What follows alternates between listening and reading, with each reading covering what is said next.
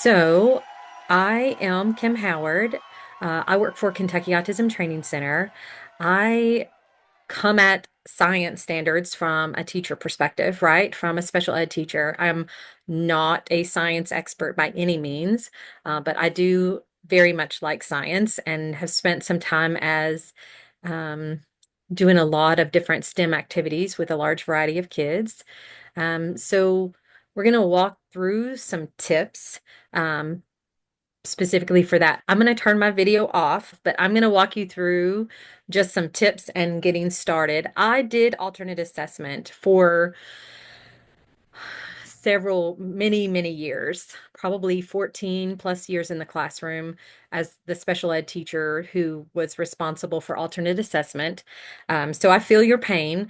I started way back when alternate assessment was 500 or 600 pages long, right? You submitted a huge document, and it was it wasn't this specific, like we're taking a test variety. So I have seen alternate assessment through its many stages of life.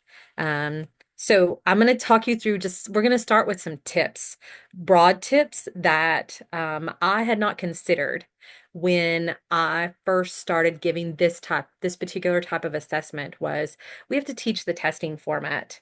Um, general ed classrooms have built-in lessons throughout the year that they are teaching the testing format.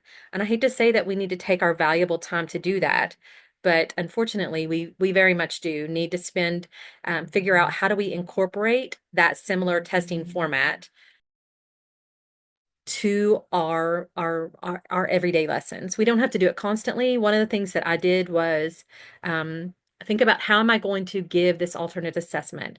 In my classroom, I had students that I could pull out, they sent the lovely testing packet.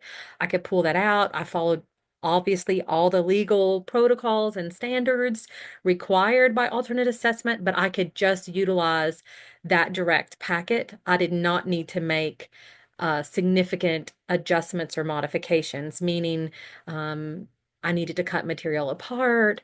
I needed to present the testing material um, in an alternative form. For some of my students, though, I very much did. For my students who fell under autism level 3, or for my students who had extensive support needs, I needed to adapt the way that I gave that testing format. So I don't know how you all do. One of the things that I did was think through how am I giving this test?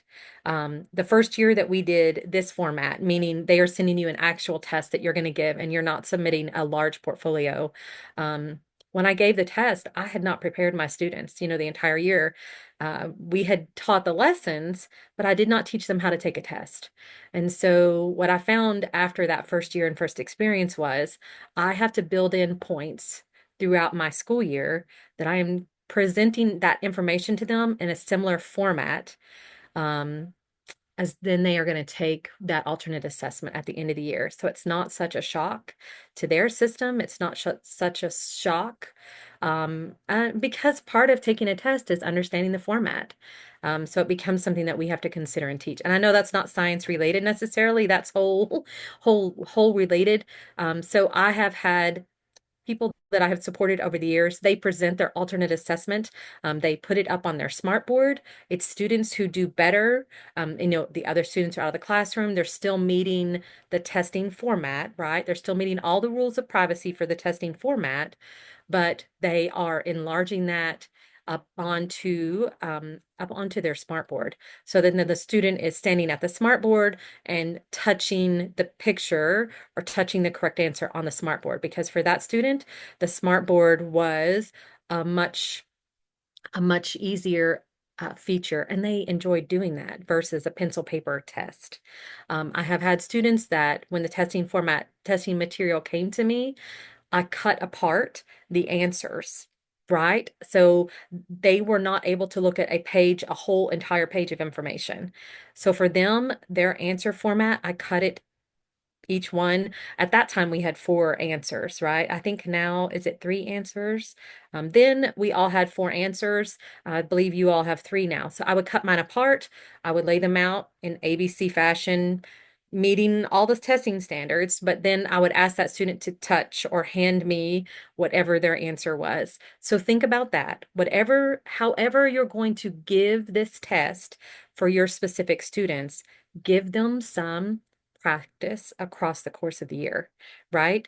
Just something to think about as you go throughout your year. It made a big difference for my students and just for everyone in getting more comfortable with just dealing with and taking the test format itself. So think about how you're going to introduce vocabulary concepts. For me, many of my students, I introduced everything through matching and we matched picture to picture, we matched picture to vocabulary words. And with picture to vocabulary words, they are doing that with another adult, a classroom assistant with me, and we are saying we're reading those words to them and prompting them to help them make those matches. Maybe it's file folder activities. I love those.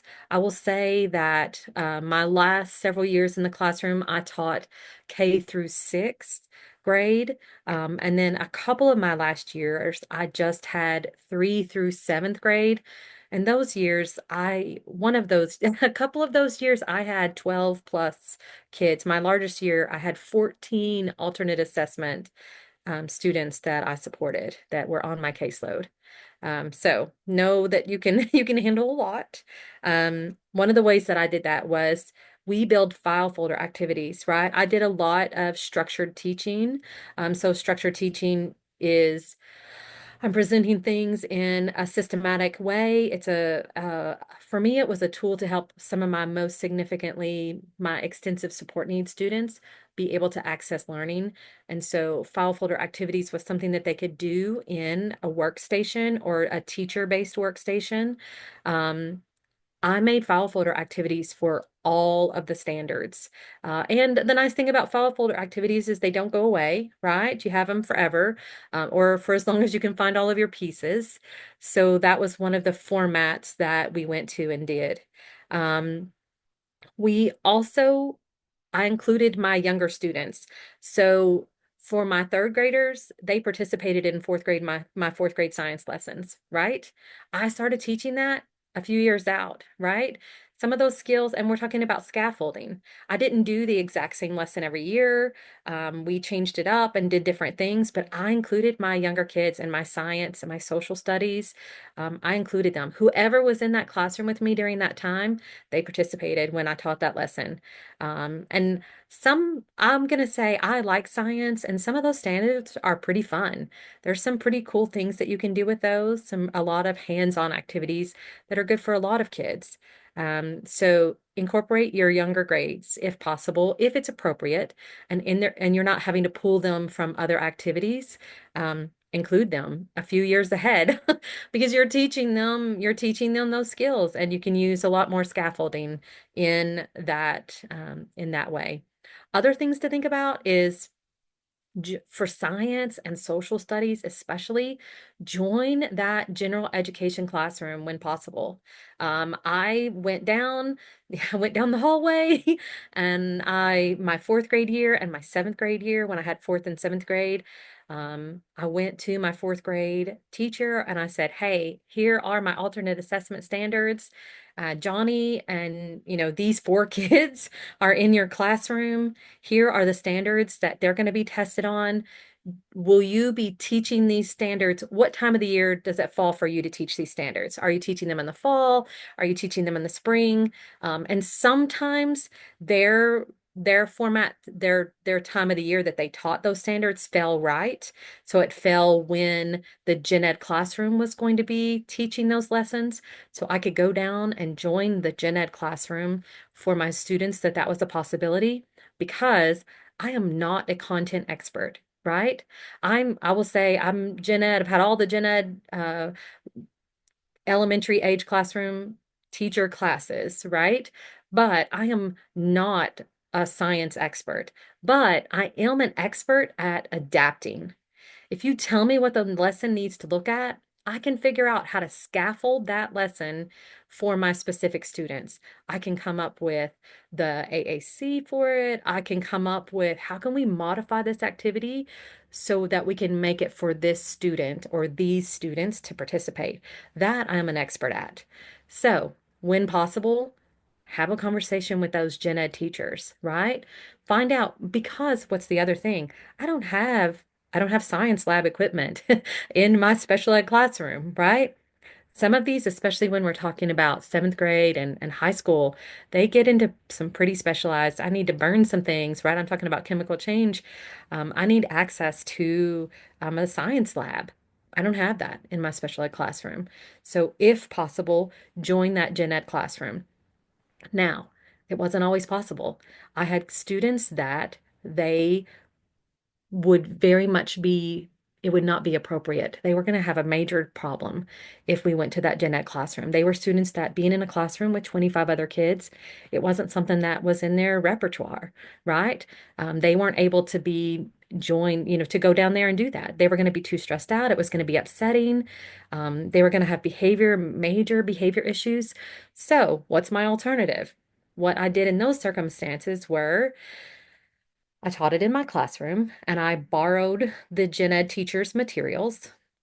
That was a very nice possibility. And some of our science, some of my last school that I was in, their science curriculum had some scaffolded lesson ideas for the content. So their science books came with scaffolded lesson ideas. So I was able to pull those scaffolded lessons and borrow the gen ed teacher classroom materials and pull that back to my special ed classroom and utilize it. Now, when I've hit high school and when I've hit middle school, or I've hit those lessons that they are science lab dependent, I need to make chemical changes. I need to learn about something that I need to go to a science lab for. Then I have worked out with that gen ed teacher for a time that her classroom was empty. Maybe it's her planning period, and I can borrow the science lab, right? I can go down and access that science lab. This is hard, right? And this takes some trust. I've had some science teacher, I've had some responses of science teachers be, I can't leave you alone in my science lab. You might burn it to the ground. And I'm like, you're right. You shouldn't leave me alone. Please stay and help me teach this. Um, so I have had some supervision from some science teachers, but I was totally thankful to have it. So that's what I will say. And I've also hit the point to where I know that I have some teachers who will welcome me with open arms and very generously share materials, share information, be willing to let my kids come down. And I've hit gen ed teachers that wasn't a good fit. They did not enjoy having us. It was not going to be a very good experience for any of us. So I move on from them. And if I have another option, then I try to find it. If I don't, I have went to admin, which is a very unpopular thing, so you can decide what's right for you. I have gone to admin and say, "Hey, here's the standard. Here's what I have to teach it. I've got nothing. Can you help me get whatever?" Um, I have I have in the past, I had some very good luck with borrowing equipment from a younger grade, right? Because the standards, science and social studies standards are not the same, but they build year after year. So kids are exposed to them at a lower level many grades before frequently, right? So I could go back a year or go above a year and borrow. So know those things. Um, Join that gen ed classroom when possible. If not, look at what are your alternatives. I have also done some reverse inclusion. I partnered with our gifted and talented classroom, and some of their students came in. They had like kind of like not really a free period, but they had a study period, and during that study period, they were allowed to go out to other classrooms to do different things. And so I had a small group of gifted and talented kids that would come and we did reverse inclusion. So they came to my classroom and we did different activities, and one of the activities that we did sometimes were science standards. And so it gave me a group of other kids, and it gave me a resource and a tool and a classroom that I could borrow things from. So think outside of the box, maybe. Um, and related to that, there are several places that you can buy direct teaching materials built for special education classrooms related to these science standards. So know all of those things, right? There are options, and we just have to figure out how do we access those? How do we access some of those? All right, that's my soapbox. So starter tips for alternate assessment. I I've already said this, but I put everything back to matching vocabulary, and I'll show some examples of this later on. I put everything back to how can we sort this? And we'll talk about that too. How can we incorporate art? That's a funny thing to think about in science, but when we think about the life cycle, there are some very cool teaching the lesson, but it's a craft. And we made it, or how can we build whatever this is? And we'll talk about that when we get to atomic numbers and atoms. We build some things, right? Use real objects. So 11th grade science, we're looking at rocks, right? Find some rocks, borrow those from your teacher. We all live in Eastern Kentucky. Some of us could go outside for some of those things and find them, right? What are the resources in your community? I would go to my school librarian and I would say, "Hey, here's my science standards. What reading materials do you have related to this?" So she could help me find some life cycle books. She could help me found books on the periodic table. What can we find to to give kids more exposure to these science standards in different formats? What are the resources in your community? So, Forestry Service, 4-H, Fish and Wildlife, Corps of Engineer. We'll talk about how we might utilize them to help us teach some of our science. Resources specific to your community. You all live in Eastern Kentucky. There are diverse resources that you all have specifically that you could figure out how do we access them? How can we pull them in to come and present some of this information? How do we pull them in to help teach a lesson? Or how can we borrow their material or equipment? What can they support us that will give my students hands-on access? Visit a college campus. For my science standards, we would come to Morehead State and we would interact with their physics, some of their elementary science, the professor's physics lab. We had all kinds of equipment that I didn't have access to. So we might take a CBI trip, right? Anybody do community-based instruction still? We went on community-based instruction for our science standards. We went on community-based instructions for our social study standards. We took a trip to a historic place that connected to our science and our social study standards. So think about how can we incorporate alternate assessment into some of those things that are maybe a little bit outside of the box. Um, we visited a greenhouse, right? Or maybe those aren't options. Your school doesn't do CBI, and Fish and Wildlife is too far away for you. Video clips, virtual tours. A lot of our kids are very technology oriented. So where can we find a video game related to this? And I have a few different bits that I'll share with you as we go throughout. But there are some pretty cool options that are related out there that we can find in different places if we just kind of think outside of the box. And the goal being that our standards are going to be concrete, right? I want to make this as hands-on, and I want to connect this to real life whenever possible for my students.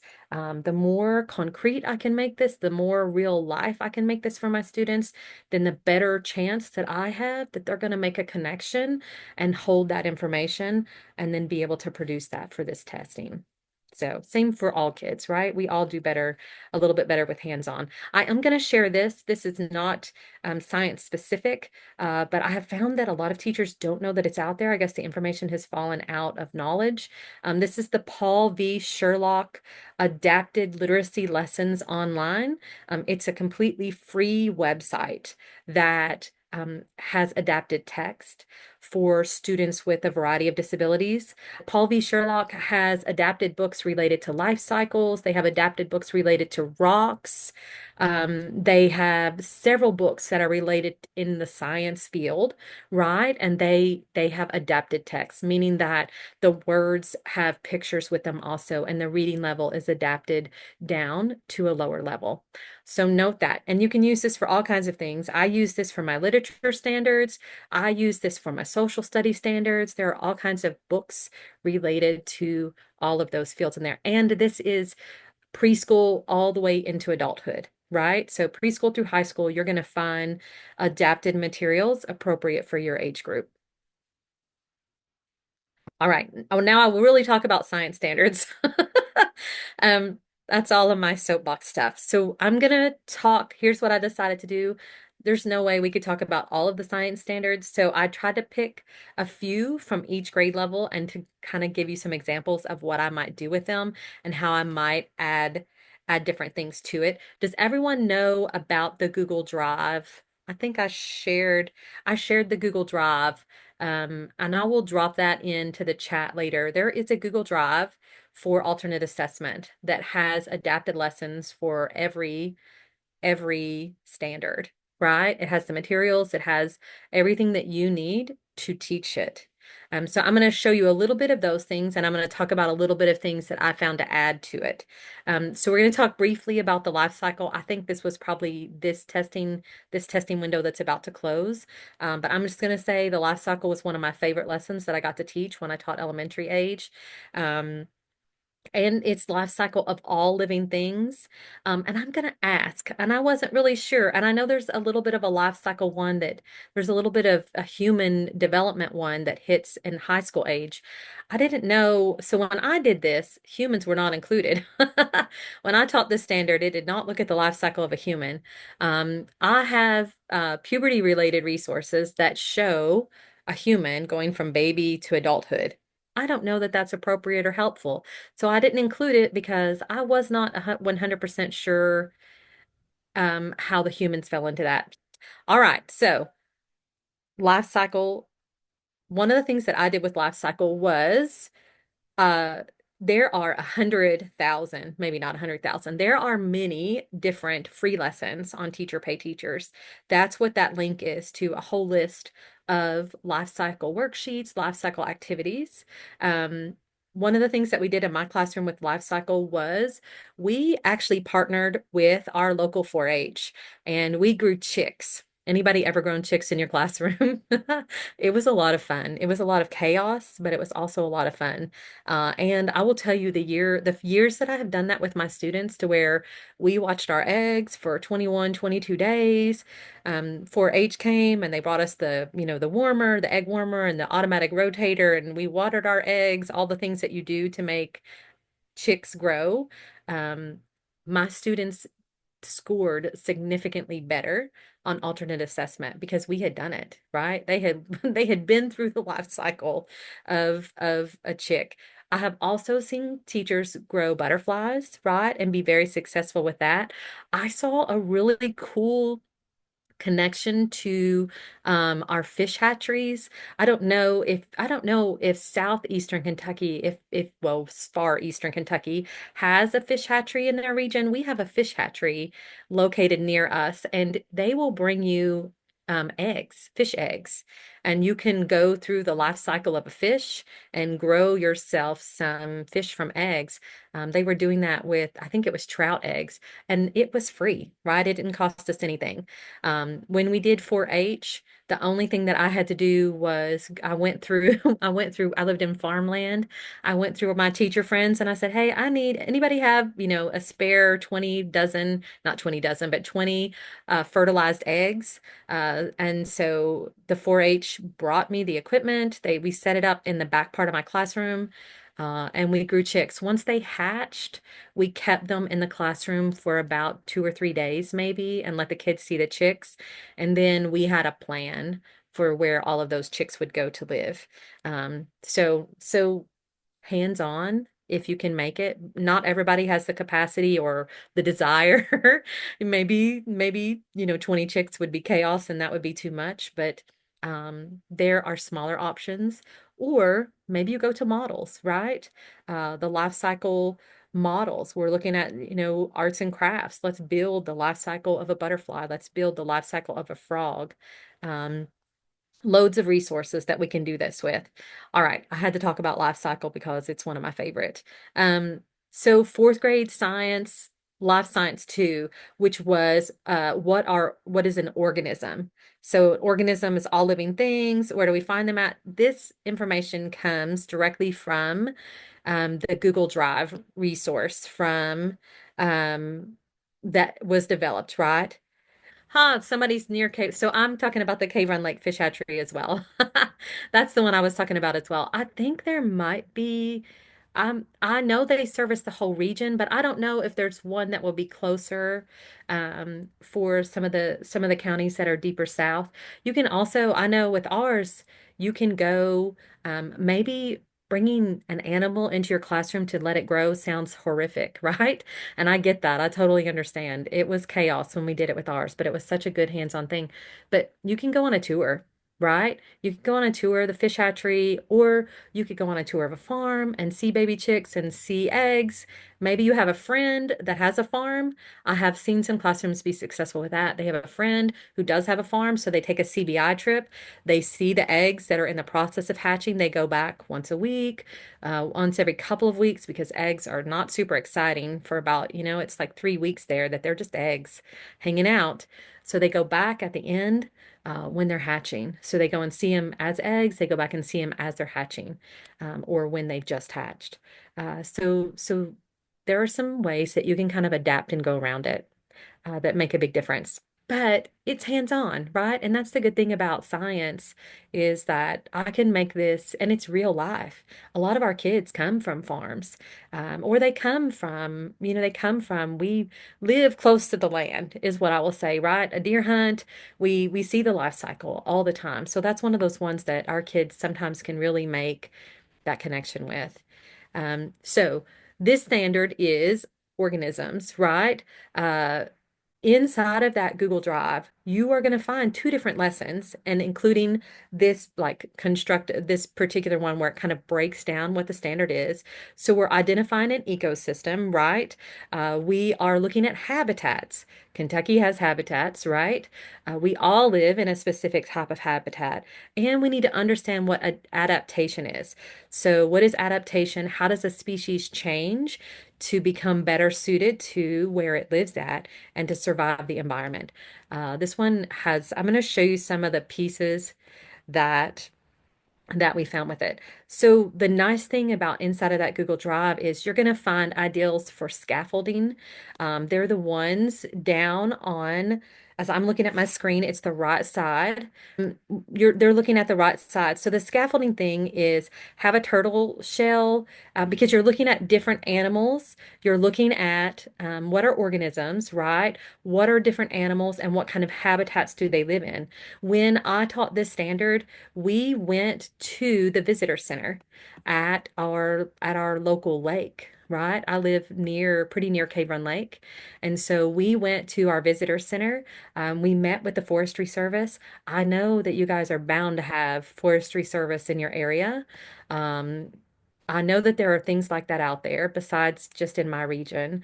We went to the Forestry Service. One of the displays that they had up for about 15 years was an animal and its habitats. So they had different stuffed animals, so actual animals that had been killed and stuffed, and then they had actual stuffed animals, so like a stuffy bear, right? They had a turtle inside of a turtle habitat, and we would go and we would take a little tour. Um, of that particular area and just look at those animals in those habitats. They suggest maybe getting a birdhouse. That's one of the ideals for scaffolding, right? Get a birdhouse and a bird nest. That's easily accessible. Everywhere you go, you got birds, right? How can we put a bird feeder up? They have some really cool ones. I'm going to say for my mother-in-law, when she first had dementia, we found one of those. bird feeders that are clear and they attach to the window. And we would put bird food so the birds would come directly to the window, right? So it'd bring those animals in, something to consider for your school. Some of the things that I did within this lesson. So this is the Google Drive that Stephanie shared. And when you get in there, this is what it should look like, right? And so these are the resources that you're going to find already cultivated for you. You don't need to do anything but access them, kind of explore and go through. It has the lessons, it has the materials that you are going to use as your practice samples. So this is phenomenal. Now, when I did alternate assessment, there was nothing like this way back in the Stone Ages. And we're just talking 10 years ago. You were kind of, they gave you the standards and it was like, good luck, do your best. So it's really, I hope it's really, I just wanted to make sure that you know that this is out there. So this is the scaffolding examples. Forgive my terrible pictures and my terrible cutting out of things. So one of the things that it shows that it provides with you are some different animals and different habitats. This is an elephant. I'm going to say it's Africa. That's my guess. So this is the habitat of Africa. One of the things that I would add to this, and when I taught this, was we didn't have these particular resources, but I would look at an elephant lives here, but also a rhinoceros might live here. Also, we might find what are other animals that live in Africa? Why do they live in Africa? Well, it's very hot there. The elephant has big ears because it fans itself, right? Long trunk because it can access water that's maybe low, a low level of water that it can get access to more easily. Um, where are our habitat, right? We all live in Eastern Kentucky. You probably have a park. You probably have some sort of forested area. You may have a forested area on your school. I see a lot of schools that have a pond or some sort of outdoor classroom area, or some sort of, I see ponds. I've even seen like wetland areas. This is a great opportunity to go outside and what animals are living there? Why do they live there? What about the way that they're built helps them to survive in that particular habitat? So this is just a great place that we are kind of exposing kids. A part of that standard is create a new species and identify what it needs to live in its habitat. This one is fun. So this is the jackalope. Not sure if you all know what a jackalope is, but it's a famed creature. It's a famed creature that's been around for a long time. When we did this with my students drew, we drew the picture of it, if they could draw, or for my students that drawing was not an option, we got magazine pictures of different animals or different printouts, and we cut them apart and then let them glue back together one. And then we talked about what part of it helped it to thrive in its habitat. What kind of habitat did it live in? I had a student who created a fish. They created a fish that also had big ears, and the fish could swim to the top of the surface here if there were fishermen. Fair enough, right? Uh, think about how do we access resources in our community, right? Those were some of the things that we tried to do for my students. And to me, science is fun, right? There's so many ways that I can make this hands-on. There's so many ways that I can incorporate. I can pull in art. I can pull in, maybe I'm doing construction and we're building something. We're going on a trip to see something. And maybe that trip is just out to the parking lot. I've not been in all of the schools in the KVEC region, but I've been in a lot of them. And I know a lot of your schools is bordered by a small forest, a small pond, a grass area. Go out there and look and see what kind of creatures you find. Um, Talk about that habitat and why those creatures live there. If you go on longer field trips, this is called Salado. Has anyone ever gone on a field trip to Salado? It's Salto. It's in Frankfurt. It's been around for several years, at least more than 20. And it is a Kentucky specific zoo. I think it cost under $5 a kid to go there. It's not as big as like Louisville Zoo, although a zoo trip could be a potentially great, any of those kind of trips, you could look at the habitat and make a connection to. But Think about that. How can I make an opportunity to go and see a habitat in my area? If you have the ability to go on a longer trip, Salado is a great place to learn about Kentucky habitats. They have lots of live animals. They have lots of different examples of native species to Kentucky that you can go and see, including some bears and elk and some of the larger species outside and fish. So it's very cool, but maybe Salato's too far. I know Frankfurt is a long, long way for some of you. What do you have in your region? Do you have a farm? Maybe you can go and visit the farm and learn about the habitat of the farm. Maybe you can go and look for things in your area. When I taught in Menifee County, there was a buffalo field, right? We would get on the CBI bus and we would go over the hill. We'd go over not, we didn't really have mountains, we have foothills, right? We would go over the hill to the big field and visit the buffalo. There wasn't anything else out there but the buffalo, but we talked about what does the buffalo need to live? It needs water, right? It needs a large grassy area. It needs less predators. So I looked at how can we make connections to our local area. So these are some of my favorite. Maybe you have a creek, right? Or a pond, a fish pond, near your school. How can you go and incorporate those pieces for your students? All right. So physical science. This is another, I believe, fourth grade standard. So we're looking at how do we investigate and classify different types of materials by their observable pieces. So I'm looking at something, some sort of object, some sort of material. How can I classify that? To me, I did structured teaching all the time. This is a sort activity, right? I am sorting things based on a specific category, and I'm teaching students how might they sort items. This is totally hands-on. I'm bringing in like fidget toys, right? For my students, we're going to bring in sensory pieces. We're going to bring in fidget type items, and we're going to learn how do we classify different fidgets and different those types of items. So maybe this is rocks. If I want some other kind of material, I could bring in wood. I mean, the sky is the limit of what I'm going to do. And then inside of that Google Drive, this is their scaffolded work sample that they provide you is here's a column and they're suggesting a stapler, a teddy bear, a quarter, and a pillow, right? And then you're deciding how are you classifying the items in column one? How are you classifying the items in column two?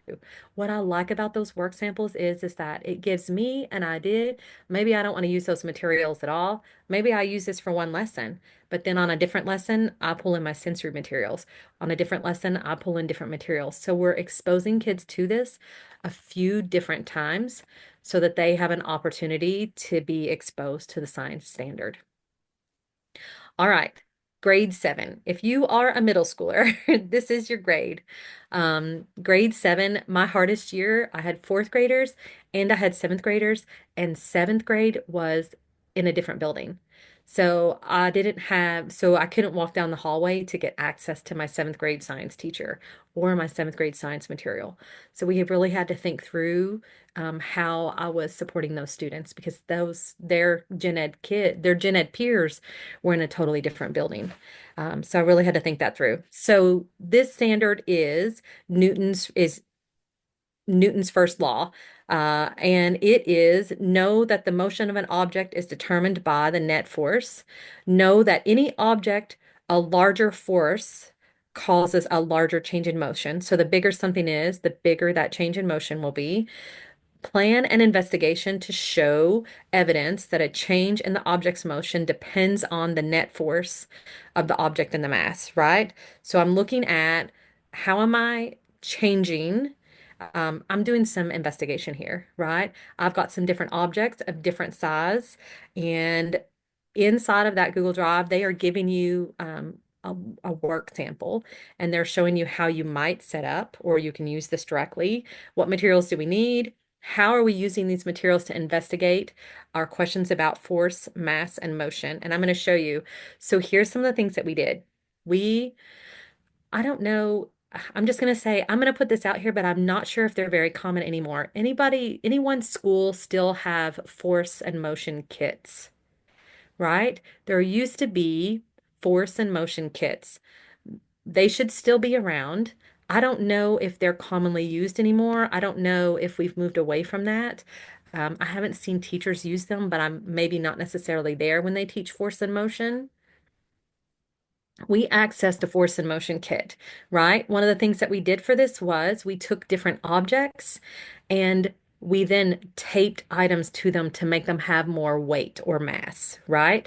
So if you don't have a force and motion kit, not a problem, right? This is my Hot Wheels ramp, right? I got myself a Hot Wheels ramp. You can pick this up at a yard sale. Or if you have boys, you can maybe find this down in your toy room.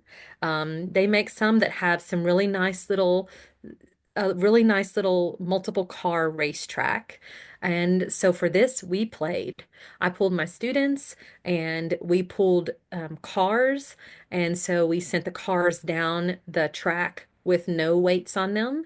And then we sent the cars down the track with different coins on them, which we taped to the top of them. So we changed the weight, right? So we added weight, we took weight away to see which cars go down the track the fastest, right? And it should probably be the car that weighs the most, unless there's something else happening. You don't necessarily have to use Hot Wheels. You could make any kind of incline ramp. I used and made an incline ramp out of just a couple of pieces of 2x4s side by side, and have slid objects down, changing the weight, changing the size, and we're just experimenting. And we're using something like this particular data collection sheet is what I'm going to call it, to make our work sample. So what materials do we have? How are we using this? And it goes on in and it gives you a place to put, here is my car or here's my object. Here's how much weight I put on it. I taped 3 pennies. I taped a quarter. I taped, 4 quarters. Which one is winning the race, right? That's kind of the way that we go with it. The other thing that it gives you is um, it suggests balls, right? A lot of our students enjoy playing with balls. This might be a good place if you have. I have seen this done at a bowling alley. Has anyone ever been to a bowling alley and there are the bowling balls weigh different weights. So they already are come weighted. If you're familiar with bowling, you can get a 6 pound ball, you can get a 14 pound ball, you can get a 10 pound ball, and they even have ramps that you can roll the ball down. So we went on a CBI trip and we rented a lane and I got them to give me 2 or 3 of the ramps of the ball ramps and we lined them up side by side and we put different weighted balls in and we rolled them down to see which ones went fastest, which ones accelerated the easiest. Uh, just experimenting hands-on to kind of answer these questions. And you can use different size balls. I mean, the sky's the limit of what you might take away and do with this. So, just a few ideas. Thinking about how do I make this hands-on? How do I make this accessible for all of my students? And how do I pull in real life concrete objects to help them make the connections to the standard for all of my students? All right. So next standard is defining physical property, define chemical property. We are analyze and interpret the data of properties of substances before and after the substances interact to determine if a chemical reaction has happened. So now we need to burn some things, right? Maybe we're burning sugar, steel wool. Maybe they suggest fat reacting with sodium hydroxide and mixing zinc. Anybody have sodium hydroxide just sitting around? No, probably not, right? We're going to need some support here. Right. Sorry, Stephanie. We're going to need some support here, right? We're going to need to go down to our science teacher. The cool thing about this is that when I called up my 7th grade science teacher and I said, hey, here's the standard. Here are what they are suggesting. How would you, a lot of times the first response that I got when I talked to my gen ed teacher was, I have no idea how you will teach that to your students. And I'm like, that's okay. Tell me, how do you teach this to your students, right? And I know we should be saying they're all our students and they should all be our students, but how do you teach this standard to gen ed kids? And then I can try to figure out how we scaffold it. And I can maybe borrow your sodium hydroxide. I'm not even sure quite what that is, but we're going to borrow it, okay? So know those things. Know that this is a good place to get some partner and some support. Some of the examples that they do here are evidence of physical change. So the first part of it is physical change. So we're changing the appearance of it. This one to me is hands-on. We're going to rip some paper. I have students who would be abjectly happy if we came in and the lesson today was to tear some stuff up. So we're going to rip some paper. How did it change? We're going to melt some ice. We're going to crush a bottle. Maybe you're going to tear jeans. Maybe you're not going to tear jeans. You're going to think about what are some things that I can show a physical change for. And then we're going to describe what that might look like. And then the next part of this is our chemical change. The chemical change gets a little bit harder, but they have some phenomenal suggestions that you can access and use.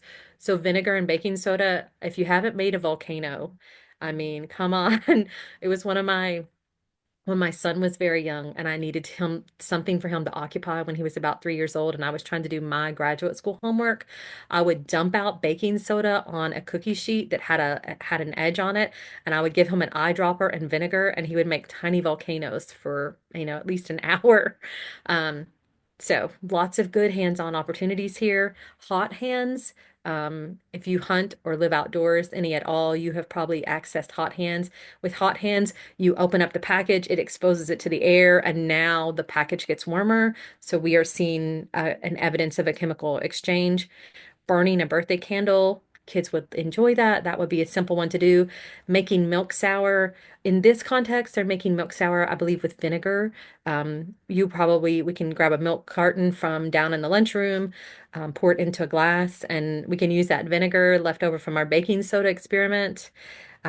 Burning paper. I'm going to say burning things gives me the heebie-jeebies with kids sometimes. So you guys can decide if that's appropriate for your students or not.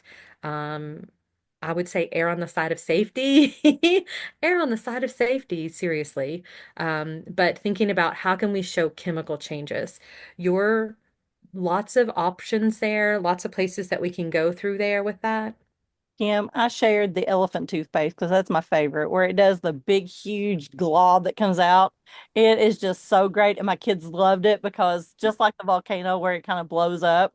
And the elephant toothpaste doesn't require a lot. It's like non-dishwashing liquid, some hydrogen peroxide.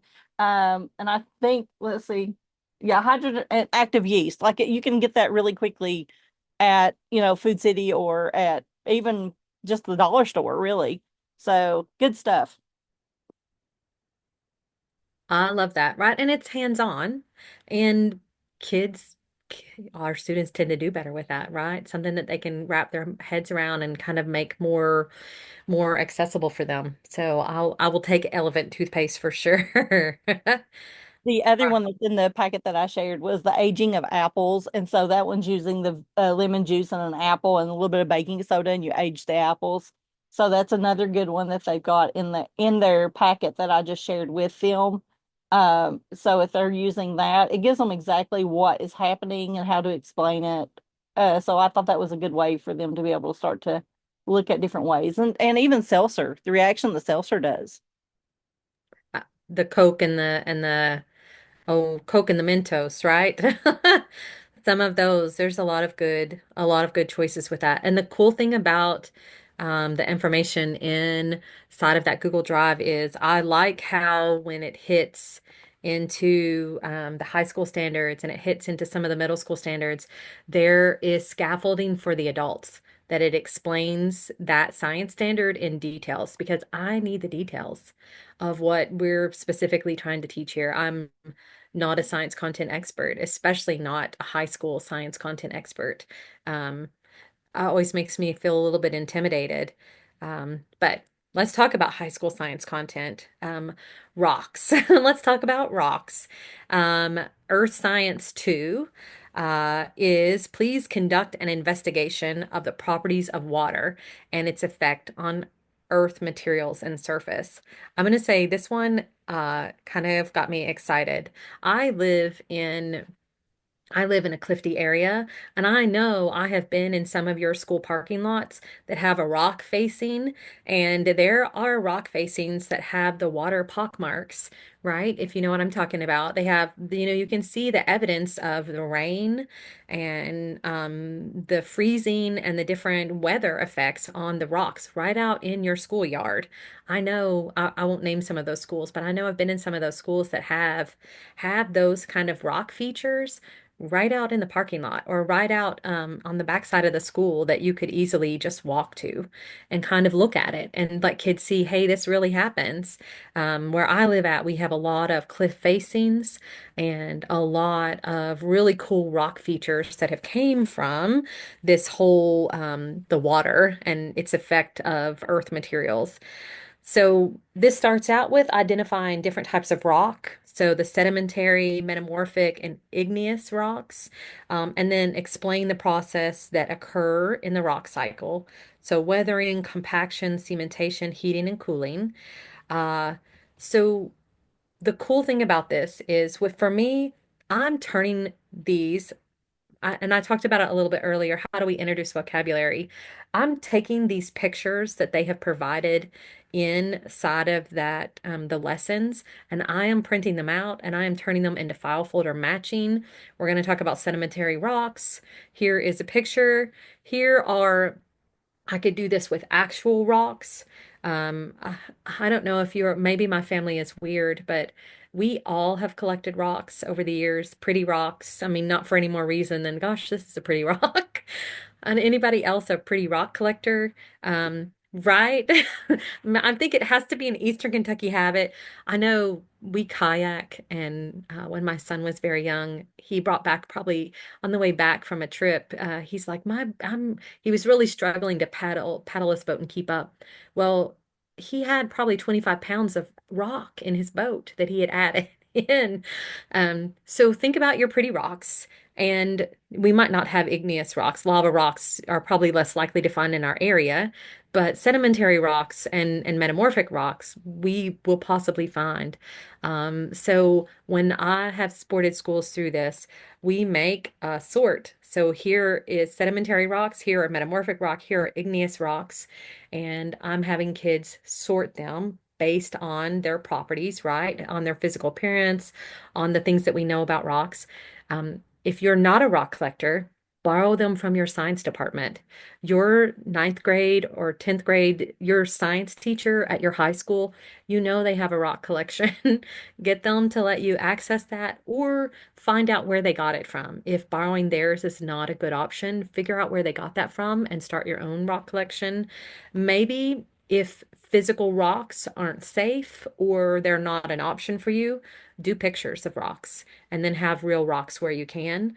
Um, there is a good lesson of they use crayons. I can't say it right, y'all. I have no idea where I got that from, but I'm crayon. I'm crayons deficient. So they have a good example of a hands-on experiment to where you're using the crayon rock cycle. And I'm going to show you a couple of other options with that in a second. But I put this in here. This is the lesson two scaffolding work sample. These are vocabulary words that they are attempting to teach. Porous, big, tiny.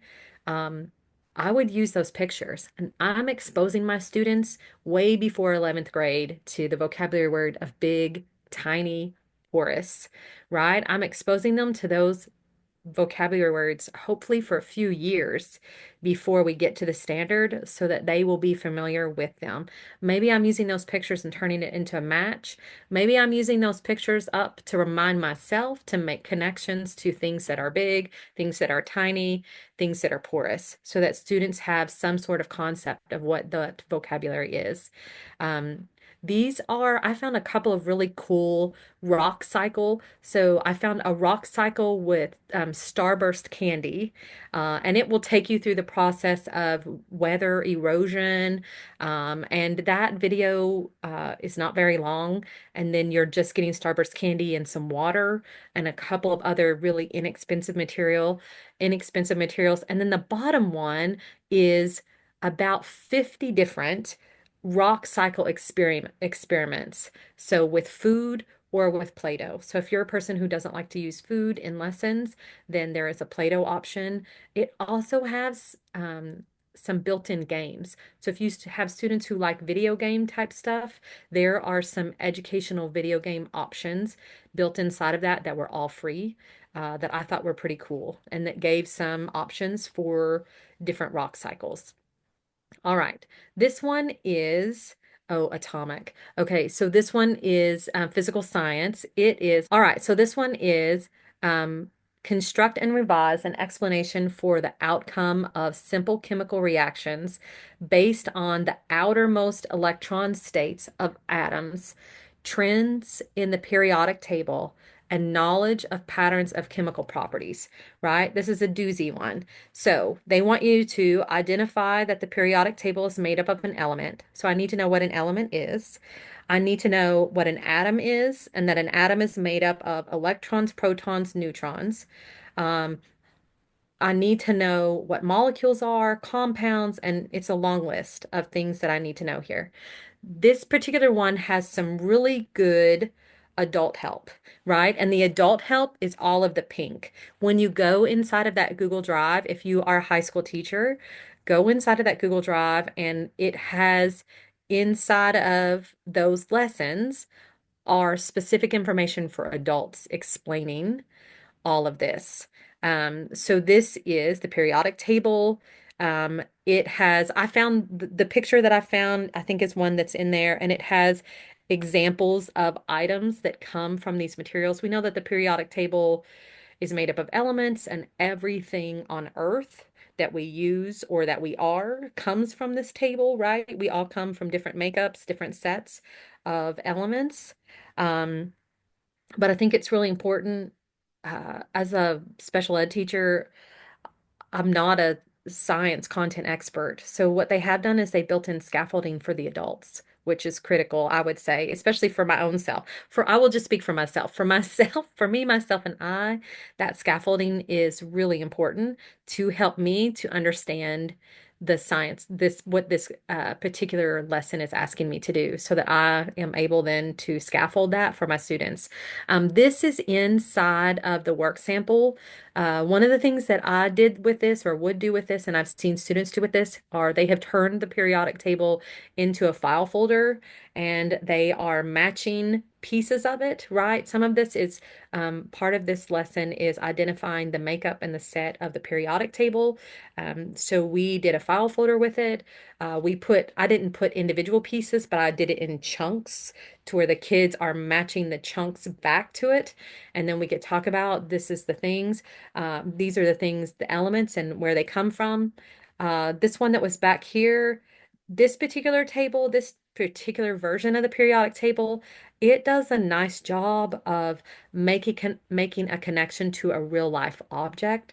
If I just talked about helium, but the kids have no idea what helium is, but if I said the helium is in the pink, on the right side of that periodic table at the top, it's the balloons, but I can make a connection that helium is in a balloon, right? So my goal is to help them make a connection to real life items. So this table is helpful to me as the adult to help make those connections to what and where they might find that in real life. Um, Another part of this lesson is making up atoms and atomic models. In the classrooms that I've supported and when I helped teach this, uh, we made models. So you can make this in a couple of ways. There's an example of one that is made up of M&Ms or Starburst, and they have just used paper plates to represent different structures of that. And then the one at the top, whoop, whoop, go back. The one at the top of the screen is atomic model cards. Now that cost about $4, unfortunately, but it did a really nice job of giving you your different protons and the different neutrons required.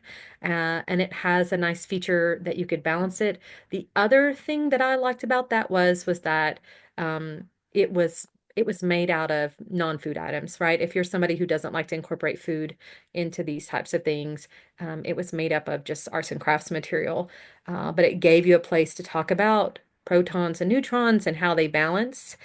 So those are some things that you could use. Also, you needed to show a part of this was showing different pieces of chemical reactions. And so I thought table salt, right? Table salt, all kids, we all like salt. We like salt way more than we should like salt. So I picked salt. And this is a video of how to make salt. I'm not going to do this in my classroom, is what I'm going to say, right? I don't, if I am going to do this particular experiment in person, then I'm going to have to go to a science lab and borrow some help. Once we get to Bunsen burners and those types of things, they're a little bit intimidating to me and a little bit frightening, but maybe they're not for you. And if that's awesome. But for me, I'm going to go to a YouTube video and we're going to watch it be made in that context. And that's going to be I picked salt because I figured we could all just eat something salty afterwards. All right, so this is another standard that you need to teach is grade 11. It is evaluate claims and evidence and reasoning that complex interactions in the ecosystems maintain relatively consistent numbers and types of organisms in stable conditions, but changing conditions may result in a new ecosystem. So basically what this means is that um, changes in the ecosystems change how many people or animals that it can support or organisms. I'm going to say animals, but so small changes or big changes change the environment. And then once we've changed the environment, then that changes whether or not we can support life of any kind on it. So this is both human interactions and nature. So this looks at, we could talk about this in the context of hunting, right? Um, I'm a deer hunter. We hunt for many different reasons, but one of the reasons that we hunt is because population control. If we have too many deer or too many whatever animal, then they'll starve, right? There'll be too many animals that and the environment that there cannot support it, right? Um, Seasonal flooding, Lord have mercy, right? Poor Eastern Kentucky. You all have been hit, right? Maybe it's changes like volcanic eruptions or rising sea levels. Their example that they suggested and I really liked was the Lorax, right? So I'm the Lorax, I speak for the trees.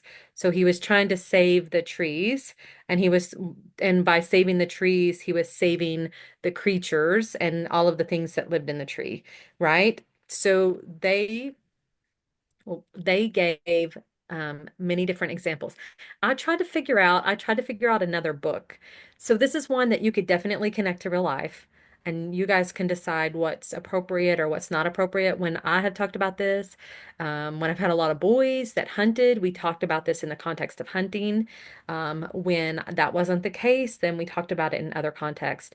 You can definitely find uh, I have done video tours of Hawaii and we've looked at volcanic eruptions, and looked at the path of that, especially making a connection to our porous, our rocks. Some of those rocks, the lava rocks that come from that region. Um, I've talked about adaptations, and this standard connects all the way back to fourth grade, right? We talked about habitats and environments. We talked about those pieces. So they stack, right? So they stack. They're exposed at a fourth grade level. They're a little bit exposed at seventh grade level. They're a little bit exposed at 11th grade. And then at 11th grade, they're asking them to think about if we're making changes in the environment, if how does that affect or effect all of the things that live there is for the good or for the bad. I do really think science is one of those that you can make hands-on, and any time that you can get support from your gen ed science teacher, that is 100% the way to go. And my best approach is don't ask them how they would teach the standard to your student. Ask them how they would teach the standard to their gen ed kids. And then you can adapt from there and look for if their science program has um, the science program at the elementary school that I was at, it offered suggested for scaffolding, right? It offered suggestions for how you might scaffold that lesson for learners who were at a lower level. So it was built into the system, and I didn't know it. I needed to know to go ask. So we're getting ready to talk about some math, and I'm Stephanie Kidd. I'm here at Kentucky Valley Educational Cooperative. I've got many years in teaching mathematics, also with our special needs kids and with low incidence. So what are our targets? I'm going to talk about your targets that you're actually looking for. I've also put that dose resource on mine so you can get to it. When you go to this, you'll actually see it's got several layers. But first of all, let's talk about our targets, and I want to talk about the ones that I'm going to function on. So if you are looking for your targets, right here they are. You can see them per grade level, of course, and we're going to look at what does it look like for multiplication beginning in third grade all the way up through into 10th grade today, and some of the things that we need to work on. So that's what we're going to discuss today. And so if you don't know where your targets are, again, right here on the Kentucky, the ky.gov with the education, make sure that you are going to your alternate standards down at the bottom and you're actually looking at those targets. And those targets are set up very similar, but like Kim said, they're not always on the same level that we have for our standards. Oops, wrong place. Okay, so we're going to look at multiplication definitely today, fractions a whole lot, patterns and functions, which gets into algebra, some of that today. And I'm going to talk about proportions because that's also one of your standards today. So if you go here to the KY dose, I'm just going to get this out of the way right here. That's the one I sent you. You click here, you'll see that it says low incidence. It goes down, talks about some different things. But if you go right here at the top, is everybody seeing this right here? You go right there, you will see it says AKSA targets and resources. Click on that resources. You'll see math, English, social studies, and science. So in that science resources, this is where Kim was at today, pulling some of those resources. Your math resources look like this. It's got them broken down by grade level, and then it's got it broken down by the progression. So if I was looking at each one of these as a progression of what do I need to teach first, second, third, this would be a great place to start. Okay. And that's one of the things I like about the way that we broke it down, because in expressions, it starts in fifth grade. What does it look like? We made it look very similar to the standards. And so I worked on this document with our task group, and our Kentucky State task group for mathematics worked on these, and we wanted them to look very similar to the standards. And so we talked about what is it limited to? Limited to parentheses only for this one. And then, so what do I need for clarification? And that's one of the things that we didn't have many years ago. And let me tell you, this clarification is amazing. So having that clarification there about brackets and braces and those kind of things, but then what are some things that my student needs to get out of it? But look at here, we even included the vocabulary. So the vocabulary is right here. These are all the words that you're going to be using while you're teaching it. And then over here are some prerequisite skills that your student may need. And so we put that in there. And then how is this going to tie into later? And so you'll see how this ties in and how your kids keep progressing toward the mathematics. Now, one of the things that, of course, we did not have was this wonderful part down here of possible areas of difficulties and misconceptions your child may have. And then other considerations that you may want to include. Word problems are always there. I say do not do naked numbers. Naked numbers confuse our kids because they need a way to experience it to something they understand. And then another thing is having an anchor chart for the order of operations.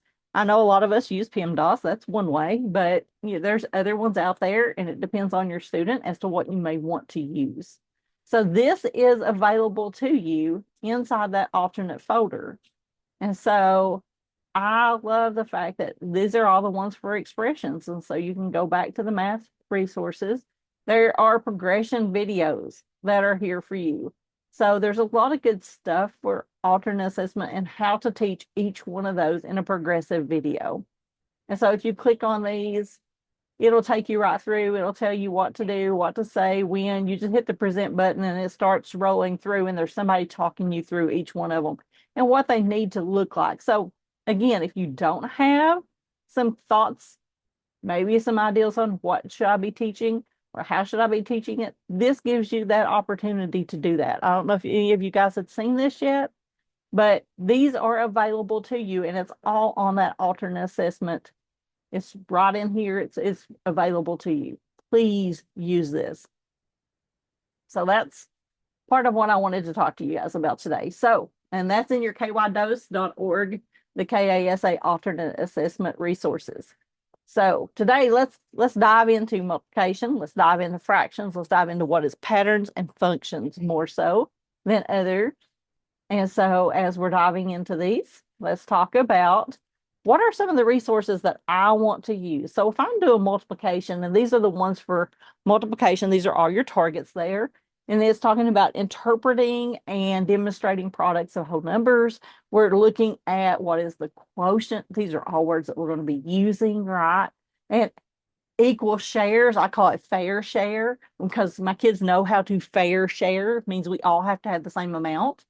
Um, then, of course, in fourth grade, we talk about divide, multiply and divide and solve problems that have, and I always start out with, we still talk about it as groups of something or it's rows of something, right?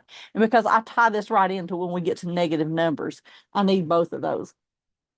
And then, of course, recognizing those multi-digit numbers in one place representing 10 times as much. And so this is another area that we sometimes get a little worried about, right? I mean, it's something that we don't always think about when we're doing these things. So, um, areas that I want to talk to you about today is base 10 blocks. So I'm going to change out how I'm sharing with you guys. If you give me just a second, because I'm going to dive into some multiplication using those base 10 blocks, a hundredths chart. We're going to talk about what a decimal chart may look like for you guys. And we're also going to discuss today Amplify. Have any of you guys seen Amplify? And if you have you used Amplify in any way? Amplify is also called Polypad. So with this, I wanted to talk about using a hundred chart. So before I talked about if my kids it was 3 rows of or 3 groups of, right? And so let's talk about using a hundred chart real quick. And let's say that it's 3 rows of 6, right? One of the things that I talk about is 3 times 6 is 3 rows of 6. And I start and I'm outside. They go 1, 2, 3. I'm sharing 3 rows of how many is in each one? 6. And they can go through and put X's if they need to get their 6. And then if they need to, they can write 6 right above there. And then they can count on and just keep it going until they're like, oh, this is 12. And then they keep on counting really quickly until they get to 18. And so 3 rows of 6. And so they are able to see that very quickly.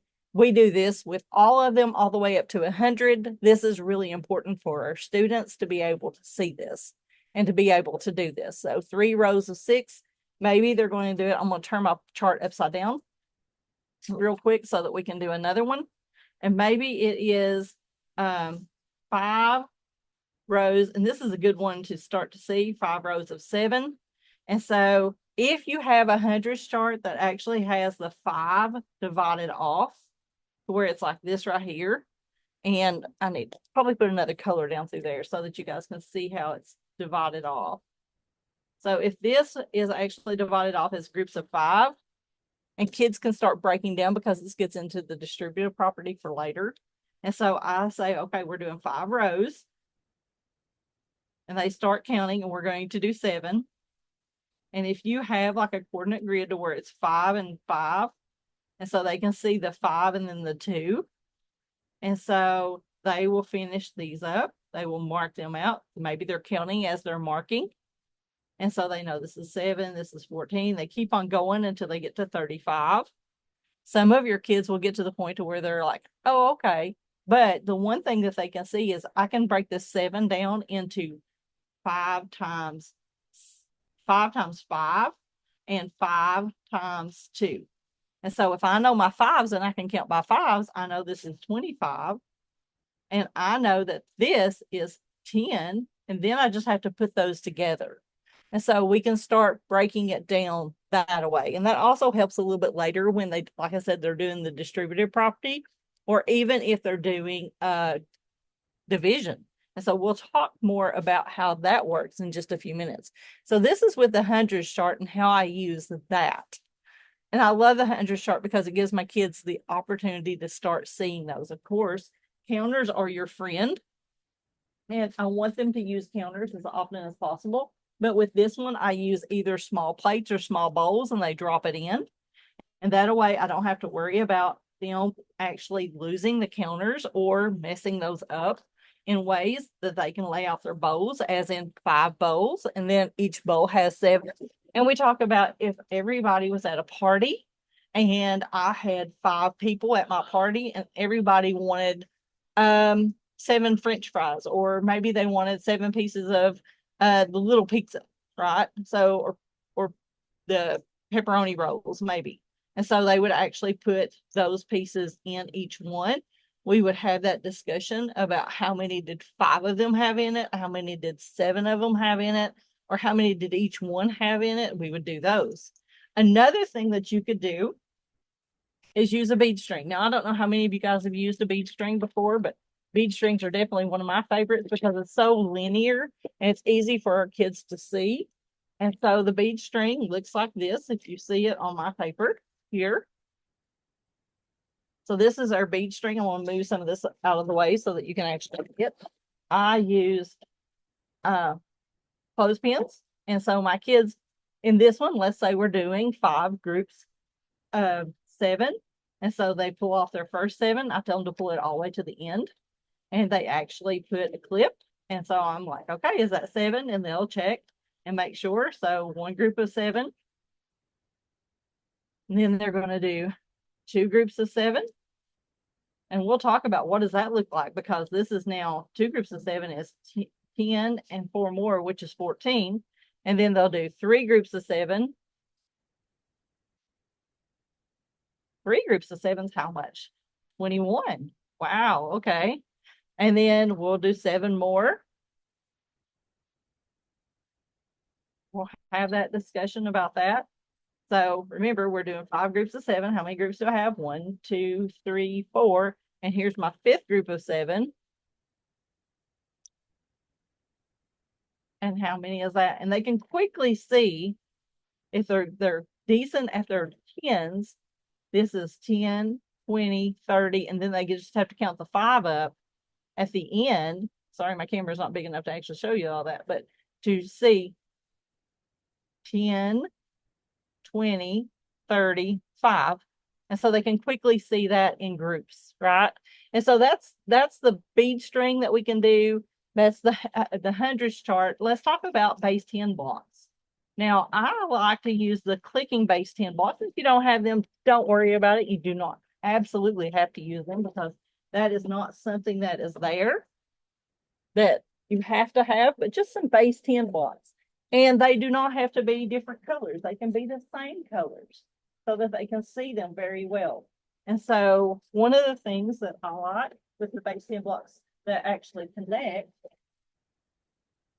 pulling them out real quick, is that I can lay them on 100. And so they can start to see these. And so this is the connecting ones. You can see they've got a little bit of a pattern at the top. And so I can very quickly do the same thing here with base 10. I can take my ones, my 1 units, and I can lay them on top of there. And so I'm going to say, okay, get 7 in our hand. We're going to fill up the first row. So they'll get 1, 4, 5, 6, 7. Let's fill up the first row. And they'll fill up their first row. They'll continue to do this until they see how it fills out. And so let's just say in this case, it's 3 groups of 7. And in this case, we're going to go down through here and they're going to actually put on those 3 groups of 7. we would have conversations about what this could be. Maybe we're getting carrot sticks, and we know everybody in the classroom needs to have 3 groups of 7 carrot sticks. I don't know who would want to eat 21 carrot sticks, but maybe that's what we need. Maybe we should have had it the other way. It should have been 7 kids in the classroom and each one gets 5 carrot sticks apiece. But in this case, we're going to do 3 groups of 7, which is 3 rows of 7. We fill it in, and the kids can easily see and count and see what's missing. That's what I love about it. They can see what's missing. And with the connecting blocks, if you have any of these in your building, borrow them. Usually the elementary has them. They don't fall off, right? Once they've connected them, they don't fall off. And so we can really see how these work. These are great for our kids. And so they're the connecting base 10 blocks. That's another good way. Plus, if I'm doing decimals at this point, I can have a discussion. This whole one is 1, right? And this is 35 hundredths of a 1. And so this is another great way for them to be able to see that amount. So if you're doing decimals, this is a really good way to be able to see that. So like I said, the base 10 blocks I love, and they can lay them over them, which is what you want for them. Or you can use the bead string if you're doing multiplication. We can also make sure, like I said, if you have them, use the linking cubes, because you can link the linking cubes up. And in the linking cubes, then at that point, you can actually have them to do the 3 rows of 7, and they can lay them out each one. So that would be another great way to be able to do that. Again, like I said, this is a great way to show decimals too, but I use the hundreds chart and actually break that up. There is a decimal chart that you can get online. And let me show you that decimal chart. So in this case, this is the decimal chart that you will see, and you will have access to this. I put this on different paper. So I had the solid as a white, and then I put it on another color and cut up tens. And then I put it on another color and cut up just the individuals so that they could lay them on top of each other to actually be able to do addition and subtraction with the decimals, which is one of your standards. You'll want to make sure that you can let them just lay them on top of each other. And if you put them on cardstock and you laminate them, then you can have them forever. And it's a great opportunity for you to be able to do that. Again, if you don't want to do that, you can always choose to do the base 10 blocks. That's another option that you have. So that's another good option for your alternate says amplify. I'm going to go into it real quick because I love amplify. And so some people have already used it. It's a wonderful resource. You have all kinds of stuff here. It just launched the polypad. Inside the polypad, you'll see that you have number tiles, which is our base 10 blocks. This can be your 1, right? And then you can have the kids to actually lay on top of it, each one of those, and it changes the color, which is wonderful, as you can see. And this now is showing 100th, right? So understanding what that means. If it's got a full 10 on it, and they can rotate it, because you can rotate this to go this way, full 90, you can take it, lay it over it, move away from it, it shows 1/10. And what does that 1/10 mean? And this can go right along with, if we bring it back this way, because of the way that the 100 chart works, your 1/10 can go this way, and it follows right along with your 100 chart, which will help. So that's an option that you have with the polypad. Also, with this, if I'm doing groups of, and we were talking about it, and maybe I am doing, this one has, you can split it, right? You can split it into multiples. This one, you can do the same thing. You can split it, and you can pick where you want to split it at. So that helps. And then you can merge it back together. So maybe you're wanting to do groups of 5. Oh, these are too big. Let me go back to this one. I'm going to split. I'm having trouble moving these apart. But that's okay.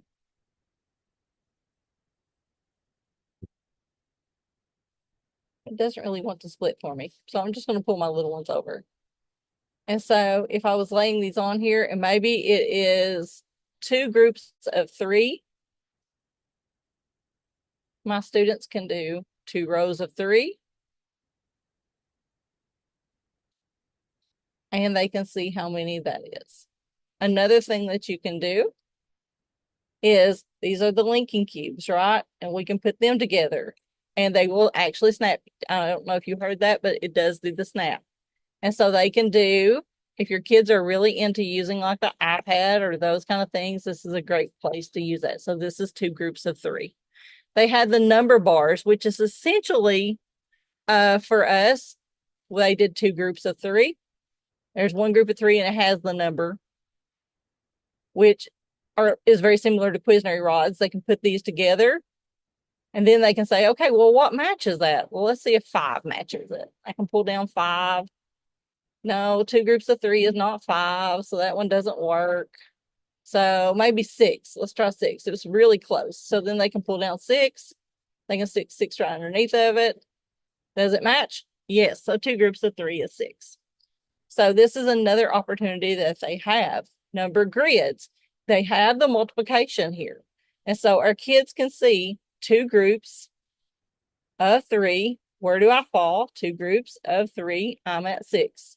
And so they can see that you can switch the directions on this to where it's at the bottom. So I like this one better because they're building up 2 groups of 3 or 2 rows of 3. And where am I at? I'm at 6. So that's another option that they have with this. Now on the number line, which I really, really love, if I've got this number line and I want 2 groups of 3, I can put it here. This is my first group of 3. And now I'm going to have another group of 3. I can just copy this one if I wanted to and lay it starting at the 3. Now I have 2 of these. Where did I get to? 6. And they can see that very easily with the 2 groups of 3. And we can do the jumps on a number line, which I love. I have my kids to fold the number line. How many times are you going to fold it? Well, if it's 4 groups of 8, I'm going to fold it 4 times. And where am I going to fold it at? The 8. And I'm just going to keep on folding it. And where am I getting to? 32. And so I use one of the tape measures that we use for like cloth and fabric. That's a great one to use. If you've ever been to one of my KVEC trainings, I usually give you a KVEC ruler. They're very flexible and easy to fold. And that's the reason I use those, is because we can fold them.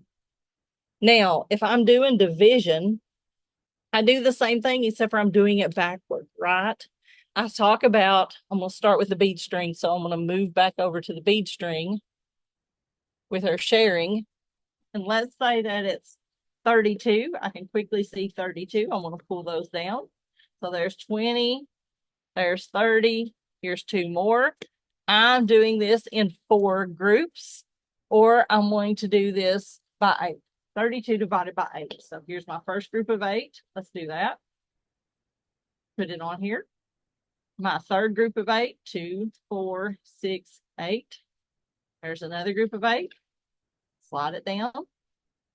2, 4, 6, 8. Third group of 8. And then my fourth group of 8. So 32 divided by 8 is 4, because I can count right here, and it's 4. It's 4 groups. And so that's another way that I do that. Same thing here is if I have, we're going to use 32. And I'm going to go ahead and put 32 on here. And I tell them that you have to have it within 8. And so in this case, I've already got 7. And so there's 8.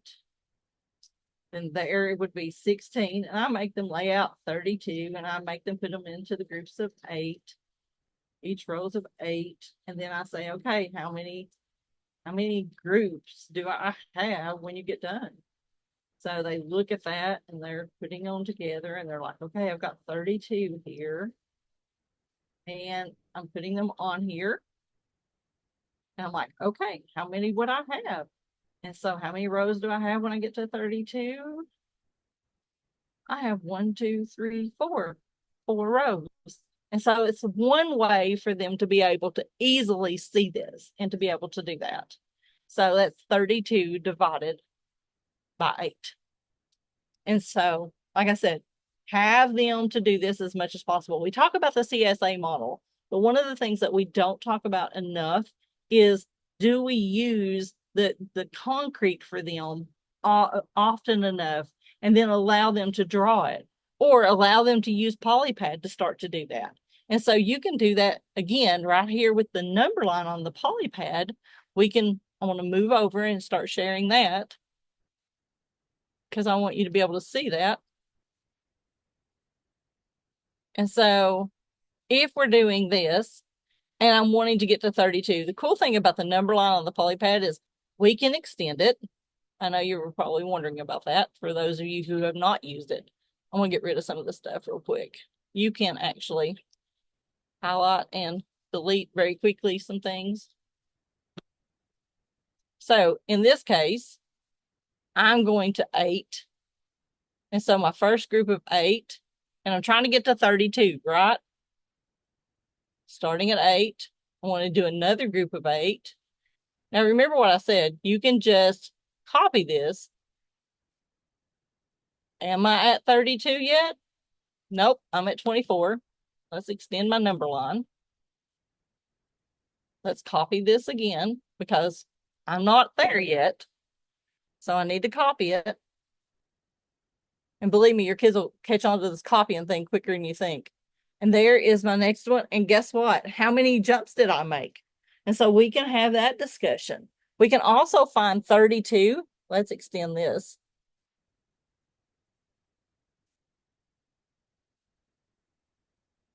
I found 32 and 8. And where am I at?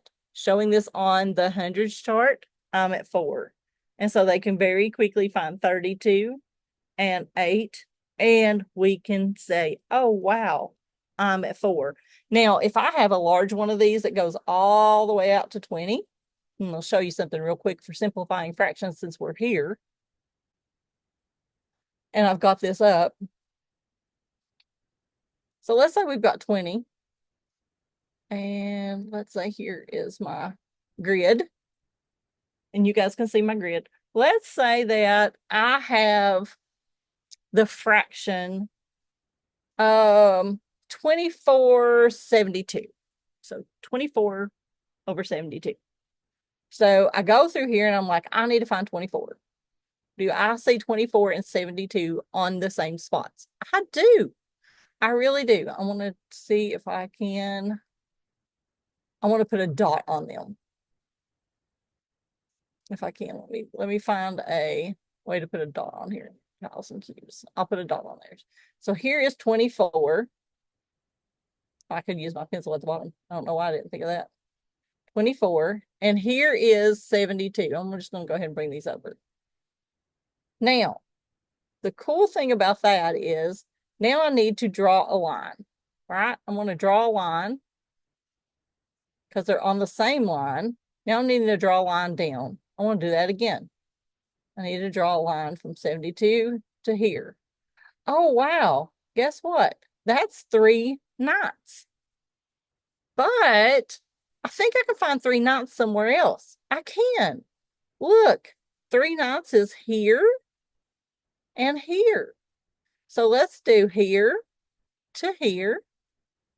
And then let's do, let's do here to here. It's actually 1/3. So my answer is 1/3 when I simplify my fraction. Did you guys know you could use this to simplify a fraction? But I use a multiplication chart to help my students with simplifying fractions. So that's one of the things that's very quickly and easily made for you. But the big thing is I talk about are we dividing by?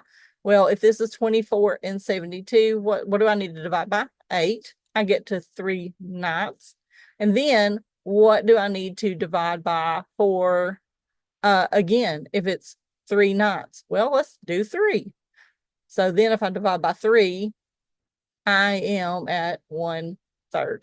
And so that's another great way that you have to be able to do that. Now, what about fraction strips, fraction square, or graph paper when we're working with fractions? Has anybody used those? Because that's the next thing on our list is using graph paper for fraction strips. Just have your kids to fold the paper. That's the most wonderful thing that you can do for your kids. So have them to take pieces of construction paper, and I use different colors, and we do a fraction strip fold. So the first one we write, it's a hole on it. And then the second one we fold in half. And the students fold it in half, and we write 1/2 and 1/2. And then we actually don't cut it at this point. We wait till later to kind of cut it. But we do draw the line in the center, and we write 1/2 and 1/2. Then the next one we fold is a fourth. Well, what is a fourth? It's a half times a half. So we fold it in half, and then we fold it again in half. And now we have fourths. And we do this for the eighths, and then we do it for the twelfths.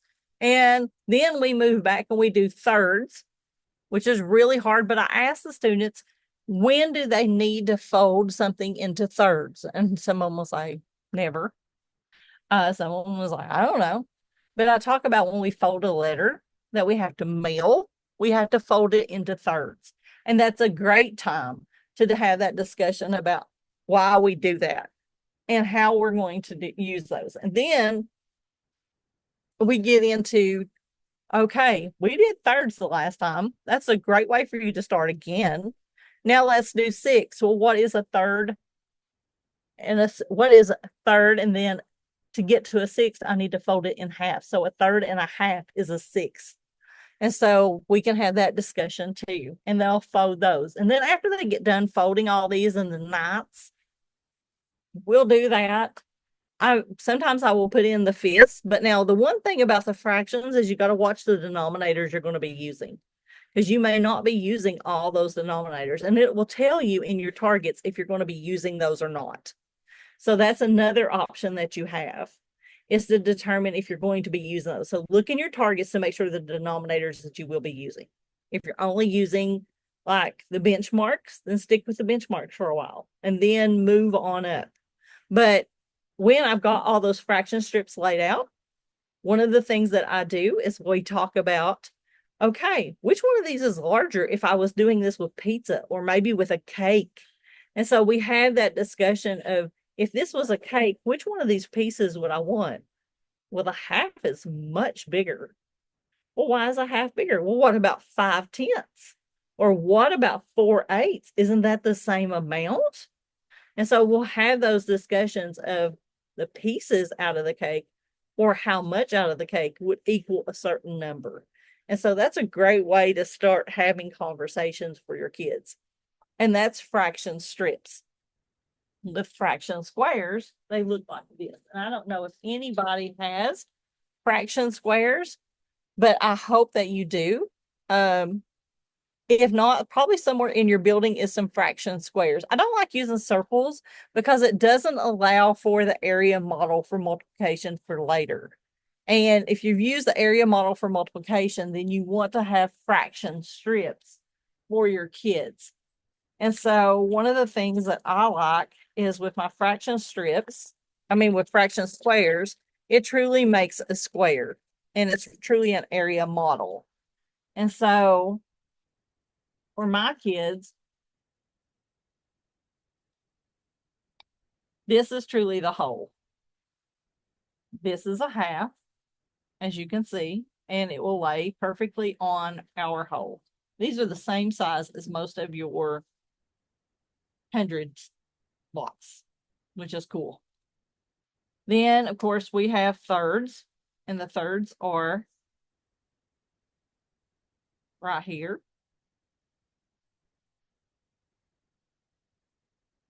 And so when we talk about a half times a third and how much are you actually going to get, so I lay this on here. And if I'm laying this on here, and this is a half times a third, you can see the third in the background. I'm going to pull them apart a little bit so that you can see them. But how do we know that's 1/6? Well, when I lay this on here, A half times a third, the only thing that is covered is what? 1/6. So they can actually see this 1/3 times a half, what's actually covered, 1/6. And that's amazing when they start to see that because they have to be laying on top of each other. Now, if I said a half, how many groups of a half? This is the division. How many groups of a third is a half? And then you're looking at it. What is that? And it's going to be 2/3, right? And why is that?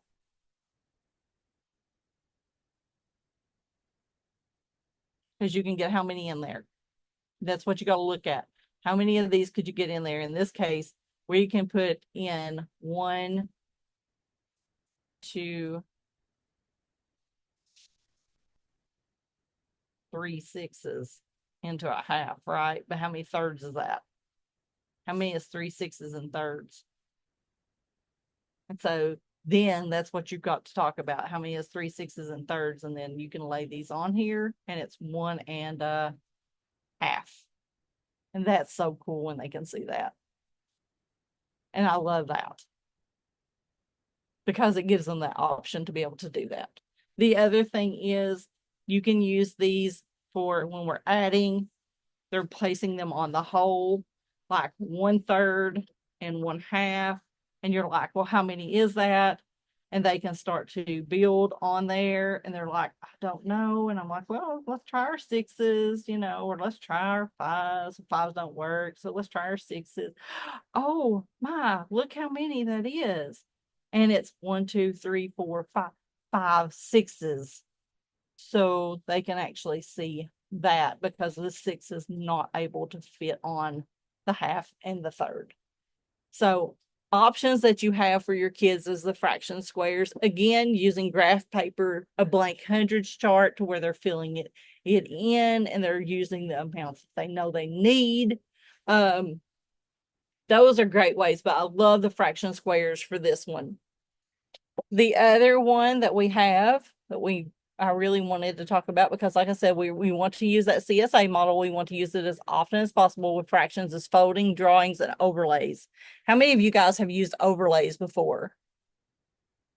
If you've used overlays are a great way for your kids to be able to see multiplication in the word problems. And so one of the things that I use all the time is with these overlays, and the overlays themselves, I just wanted you to have some good resources look like this and they're clear. You can just see through them, right? Oh, that's not a good one to do. That's one. And then here's one. This is 12/12. But each one of them is a little different. And so you got to look at the bottom of them. The bottom of them will show you and say, oh, that's 1/3. So 1/3 of a half, and you'll see the mixture that happens is 1/6 in the total amount. Let's do a different one. Let's do 2/3 and a third. So let's lay that on there. And where is it? It is 1, 2 out of 9. So 3, 2 ninths. So 1/3 of 2/3 is 2 ninths. And so they can see that. And I love this. And you can do this on graph paper because one of the things that you can do, or do it on a hundredths chart if you wanted to.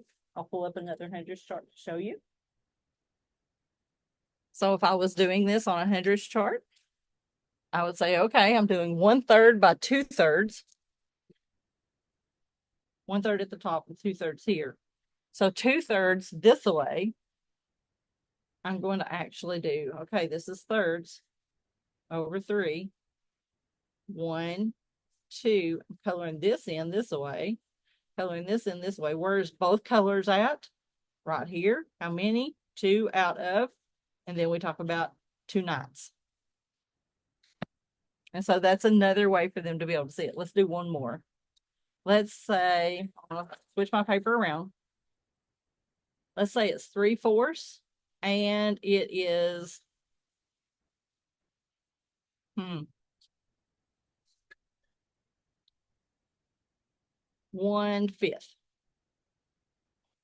And so if I was doing this, if I was doing my 1/5, how many down? It's going to be 5, right? So 1, 2, 3, 4, 5. And so how many is out of that for my fifths that I'm doing? 1/5. And then this is 3/4. I'm looking at 3/4. I'm going to go 1, 2, 1, 2, 3, and how many total? What do I have? And that's 3. Total amount 20. And so another great way for our kids to be able to do that. Like I said, you can just use 100 start because our numbers stay within 100, and that's the great thing about that. So just another way for us to be able to see some of our great things that we are working with. So that's folding and drawings and overlays. And our next thing that we're going to talk about is patterns and functions, graph paper, wiki sticks, pegboards. All of those are a great, wonderful way to start to show those. Again, Amplify also has some things on there, and you can use any of those. So another thing with proportions we can use is our base 10 blocks, right? You can use base 10 blocks for proportions. You can use counters. You can use Play-Doh. These are all things that we can use. And I would suggest that you really pay attention to proportions with the base, with the 10 frame. Let's just talk about that real quick. What does that look like? And this one is a 7th grade standard.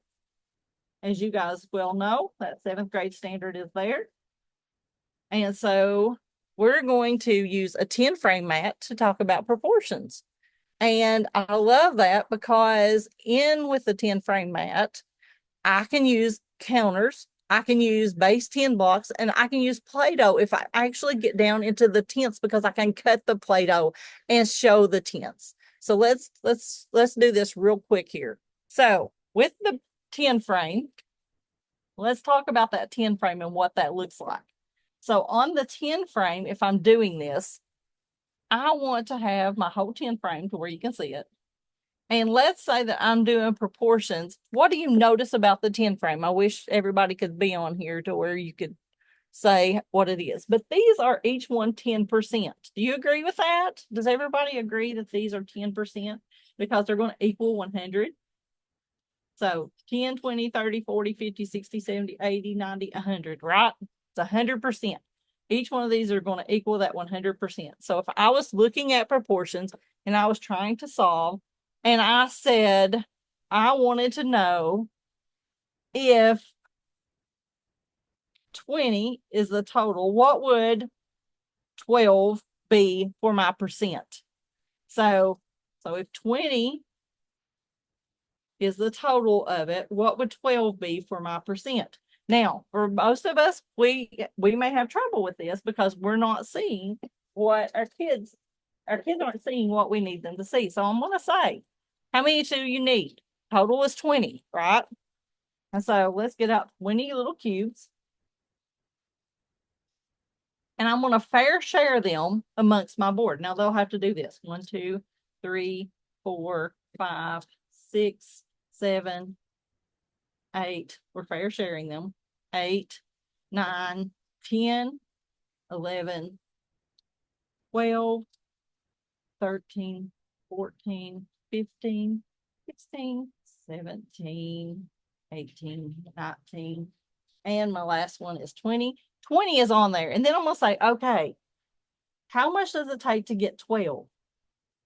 2, 4, 6, 8, 10, 12.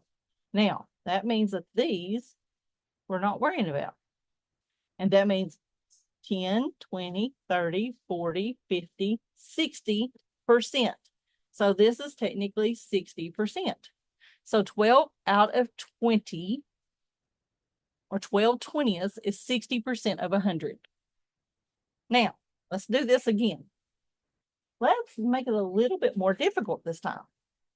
Let's say it's 15 out of the 20. Well, we got 12. Here's 14 and 15. Well, there's two of them here. What does that mean? I'm dividing this percentage in half. So I would divide it in half, and this would be 5% and 5%. So I'm going to do that. I'm going to say, okay, if I take 10 and I divide it in half, how much is on each side? 5%. And so in this case, it's 10, 20, 30, 40, 50, 60, 70, 75%. So when I said 15 out of 20 is 75% of 100. Now let's say that they're looking for this amount. And let's say that I need to know that. And so let's say it's 25 is my total, and I want to know how much 80% of 25 is. Oh, I just gave you a hard one, didn't I?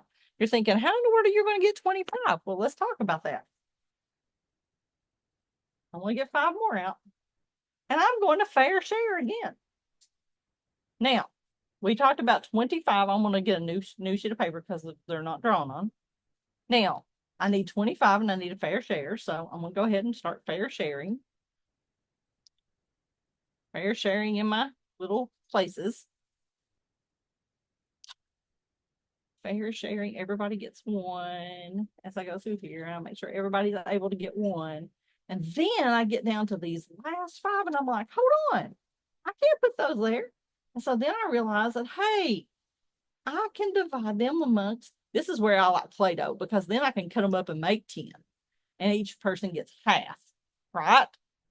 But I can share on the line, which means you get half and I get half, you get half and I get half, you get half and I get half, because I got 5 of them. Now, the question was, I want to know what 80% is. Well, I know that 80% is here. And so this is 2, 4, 6, 8, 10, 12, 14, 16.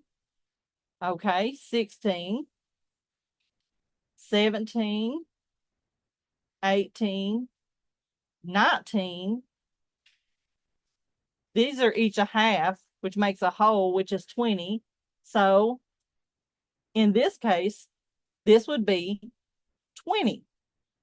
And so I love the fact when our kids can see that and they're able to do this. Like I said, I make them roll out little Play-Doh rolls and then they put them on there. And then if they have to fair share them and they can't, I'm like, well, how are you going to make 10 out of that? If they got 5, they can quickly and easily cut them up.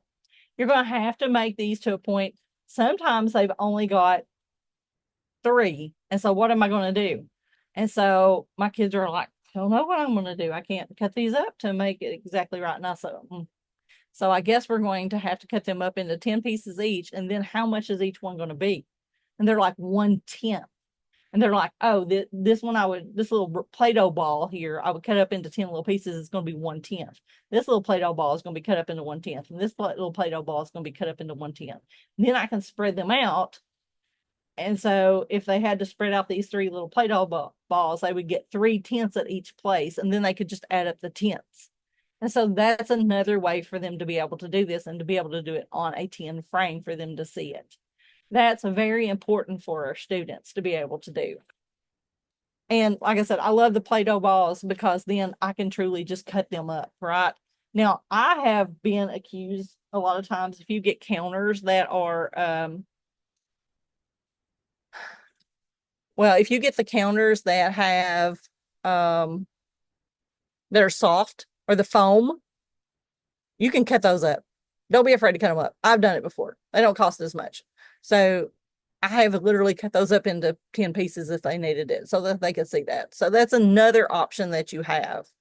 So don't be afraid to do that. But I love the Play-Doh for that reason. If your kids don't eat the Play-Doh. Now, some kids, Kim will tell you, will eat Play-Doh. That's another issue that we have. So if they're going to eat the Play-Doh, then you don't want to cut up small objects. You want it to be bigger objects. And in that case, maybe you use 100 frame for each one of them and then they place them out and they're larger for them. So that's always another option for you to do. So like I said, I use counters. I use the base 10 blocks like I did right here. I use place value, Play-Doh. I've used larger pieces if we need them. Um, any of those will work for what you guys are doing with that. So it's a good option. Um, yeah, make the edible version the safe, right? That's a good option too, Kim. I like that. I have seen graph paper that's really small, that's got the full 100 on them, and that becomes a whole. And then you can always do the slips if you needed to of that for paper, so that if you needed to, they could quickly see the tenths. It's harder to do thirds. That's the only problem that I have with it. It's harder to do thirds. So how do I adapt my math? First, let's use the concrete, and that's what I always go back to. Blocks, counters, fraction tiles, base 10 blocks, anything that they can use. Pegboards. Pegboards are awesome. Using the floor to actually have a grid on is a wonderful way to do graphing, right? Organizers. And guess what? Your 10 chart is your 10 frame is an organizer, right? Our kids don't know how to organize, so you have to teach them to organize. Any kind of flow chart that you may need. Tactile, make sure it's tactile. Our kids need that movement with their hands. They need to have textures that really grasp them. I love anything that's got like a sandpaper grid for some of my kids. Now, some kids don't like those textures, so you got to know who does and who don't, so that you don't upset a child because they don't like the feel of something. That's the other thing. So kind of know your kids ahead of time, and if they don't like the feel of Play-Doh, let's not push Play-Doh, right? Let's find something else that we can use. Songs. There are all kinds of songs for multiplication out there. Use them. I love any of the little songs and activities that you can do, rhymes, verbal things that we have. Anything that gets my kids moving or hopping or jumping on a number line, those large floor mats that you can get with numbers on them, or create your own. Like put little footprints down and start creating your own. That way they have that opportunity. If you create a number line down near the floor that they can just move in front of, that works too. Doesn't have to be on the floor, but if it's near the bottom of the floor and around, that's the one place we usually don't use, right? Is the bottom, near the bottom of our walls. But that's a great place to have a number line to where the kids can walk in front of. And so that's a great place to put a good number line for them to walk if they need to walk. Those kids who want that movement of a day, this is a great place for them to get it. Modify your curriculum by breaking the task down into smaller and smaller chunks. I may only start out with, on my proportion frame, fair sharing. We will fair share, fair share, fair share, and then we'll start talking about what percentages are in there. And then we'll move on to whatever the next step would be in that for them to get it. Maybe first it's just we're looking at the percents, and then we start looking at how many items are in there that we are wanting to count up. So thinking about that, use the alternate assessment forms that you get, and don't worry about speed as the other thing. Focus on the understanding rather than speed. There are some great resources on KY. If you type in Kentucky alternate assessment testing, to where you can get the actual past test, and you look at that format. As Kim said, sometimes we need to look at that format and see what they're asking our kids to do. You guys have given this quite often. And for those of you guys who have, you know the types of questions they're going to ask. You know that they're usually put in some kind of a word form. So make sure that you're using that. Teach the vocabulary. Ensure that you've used a Frayer model of some sort. And here's what I'm going to say. Our kids need examples, but they also need to know what it doesn't look like. That's going to be the thing. And don't teach the Frayer model with, we're going to start with the definition. Start with the characteristics. Then let them give a definition, or let them say, it has to have this. And so that starts your definition that you want them to have. So using that Frayer model, and then take the Frayer model and cut it up, and then have the examples and the non-examples for them to do a matching game. Kim talked about sorting in science. We can sort all day with our wonderful Frayer model, because we can do examples and non-examples that go with it. So that's another one that you can do. Leverage your technology. Adaptive tools, any kind of adaptive tools that you have in your text to speech, use that. Interactive whiteboards that you can use those. There's all kinds that are out there, and some districts have purchased different things, so that's a possibility. If they have a communication device, use it. If not, and they have a PEX thing, include your math vocabulary in the PEX system, okay? So that when they're doing the math, it's not just the words that they have every now and then with that you use for them for eating or for bathrooms and stuff like that. Include your vocabulary for math, science, reading, whatever it may be, into their PEC system. And then also Chat GPT. I can put examples into Chat GPT of questions and ask them to give me a worked example, and it will break it down for me so that I can truly go in and say, okay, these are the first steps I need to teach. Then tomorrow we're going to teach the second steps. And the next day we're going to teach the third step. And the next day we're going to teach the fourth step. And we're going to work this through until we get all the way through it. And we're going to do several of these every day. And that helps us a whole lot. Plus, if you're wanting to teach it a certain way, and maybe you've got a parent at home who wants to also help, ChatGPT will give you that list, and you can highlight what you're doing so far, send it home with them and say, these are the pieces I'm using right now. And that will give you a good worked examples, and it's got steps to it. It's got like step one. If it was a two-step equation, step one would say, I'm going to move I'm going to move the numbers to the to one side. And so in that, what do I have to do? And it'll tell you exactly what they have to do. And then step two is this. Step three is this. And so it's a really good way of getting those worked examples without you having to worry about, hey, how am I going to break this down? Providing scaffolding and repetition guided practice have to be consistent. I'm going to say that right. Gradual release from what we're doing to what they're doing is a wonderful way. But also remember that these are math tools, and I talk to my kids about the tools that they're using, and they're tools just like a carpenter would use his tools. And so that's another part that we have to think about. Adapt your physical environment. Like I said, put that number line down on your floor. Put your grid on your floor. It's a great way, or on your ceiling.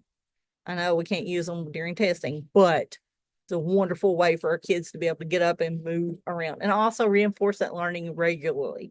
Go back and teach fractions at some point. Go back and talk about some things during lunch or during snack time. Talk about fractions because it's a great time. Everybody in the classroom, we have this many kids. All of them are getting this. So we're increasing that multiplication. So what percentage did you get? Or what fraction did you get? We can talk about that of the food or the amount of stuff. Group activities. Use small group activities. And like I said, when we're teaching and we're doing it with a group, it may be third, fourth, and fifth together. It may be fourth, fifth, and sixth together. But we're still doing all of those sections so they can get social in there. Another thing to do is if you've got peer tutors in your building, let them teach some activities because they will learn more from their peers than they will ever learn from us. And so ask them to teach them how to do a couple of things. You'll have to show them, of course, if they're using some of the bead strings and that kind of thing, how to teach it, but they'll have a lot of fun doing those kind of activities. And so please foster up that learning through getting that involved and using those. So that's another one. Again, break those tasks down into little pieces, relate it to real life, incorporate all the interests and stuff that your kids have. I don't care if they're interested in, and I know this sounds bad, but we have kids sometimes who are in 6th and 7th grade who still like, he's a little Paw Patrol guy. That's okay. You can still use his name in some of your word problems. You can use race cars in some of your word problems. If they have a favorite basketball player, use them in their word problems. It will grab their attention and pull them back in and get their interest going. And so that's one of the things that you try to do. Incorporate any of their interests that they may have back into the things that you're doing. Celebrate progress. Small successes are great successes. And I don't care how small it may be. Sometimes for my kids, if they recognize the symbol more than anything else, I'm ecstatic. I'm like, yes, look at there. You remembered that was the multiplication symbol. Yes, you remembered that was division. Or, oh, you remembered that a fraction is also a division. Yes. And so anything like that, or they remember that some things are a decimal, celebrate those small successes, and no matter how small they are, and celebrate the effort that a child puts into it, because many times it's the effort. They've sat there with you for 5 minutes and they have put effort into trying to figure out something. Celebrate that effort of that 5 minutes that they put into it, because many of us know how hard it is for our kids to sit there for 3 to 5 minutes and try to do something, because it's very hard for our kids. So celebrate those efforts. Stephanie, and I love your reminder to celebrate that success, no matter how small. Seriously, celebrate the success. Absolutely. Celebrate every little success we get, right? Because it's important for us. Thank you so much.